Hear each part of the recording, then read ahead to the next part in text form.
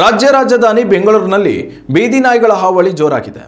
Silicon ಸಿಟಿಯಲ್ಲಿ ಬೀದಿ ನಾಯಿಗಳ ನಿರ್ವಹಣೆಯನ್ನು ನೋಡಿಕೊಳ್ಳುತ್ತಿರುವ ಜಿಬಿಎ ದಿನಕ್ಕೊಂದು ಹರಸಾಹಸ ಪಡುತ್ತಿದೆ. ಈ ಎಲ್ಲದರ ನಡುವೆ ಇದೀಗ ಶ್ವಾನಗಳಿಗೆ ಮತ್ತೊಮ್ಮೆ ಬಿರಿಯಾನಿ ಭಾಗ್ಯ ಒದಗಿಸುವ ವಿಚಾರ ಬೆಳಕಿಗೆ ಬಂದಿದೆ. ಈ ಬಾರಿ ಒಂದಲ್ಲ ಬದಲಾಗಿ 2 ಬಾರಿ ಚಿಕನ್ ಬಿರಿಯಾನಿ ಸವಿಯುವ ಭಾಗ್ಯ ಬೀದಿ ನಾಯಿಗಳಿಗೆ ಬಂದೊದಗಿದೆ. ಮೊದಲೆಲ್ಲ ಒಂದು ಹೊತ್ತಿನ ಊಟಕ್ಕೆ ಒಂದು ಶ್ವಾನಕ್ಕೆ 22 ರೂಪಾಯಿಗಳಂತೆ ನಿಗದಿಪಡಿಸಿ ಚಿಕನ್ ಬಿರಿಯಾನಿ ತಯಾರಿಸಲಾಗುತ್ತಿತ್ತು.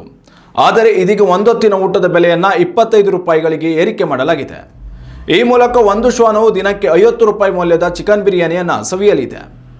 ಇದರ ಜೊತೆಯಲ್ಲಿ ಸುಪ್ರೀಂ ಕೋರ್ಟ್ ಆದೇಶದಂತೆ ಜಿಬಿಎ ನಾಯಿಗಳಿಗೆ ಶೆಲ್ಟರ್ ವ್ಯವಸ್ಥೆ ಕೂಡ ಮಾಡಿಕೊಳ್ಳುತ್ತಿದೆ. ಆದರೆ ಜಿಬಿಎ ವಿರುದ್ಧ ಪ್ರಾಣಿದಯ ಸಂಘ ಆಕ್ರೋಶವನ್ನು ವ್ಯಕ್ತಪಡಿಸಿದೆ.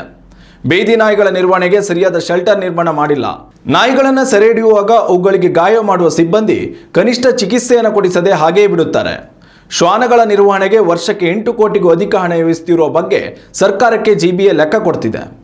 ಆದರೆ ಇದು ಹಣ ಮಾಡಲು ಜಿಬಿಎ ಅಧಿಕಾರಿಗಳು ಮಾಡಿರುವ ಷಡ್ಯಂತ್ರ ಎಂದು ಕಿಡಿಕಾರಿದೆ.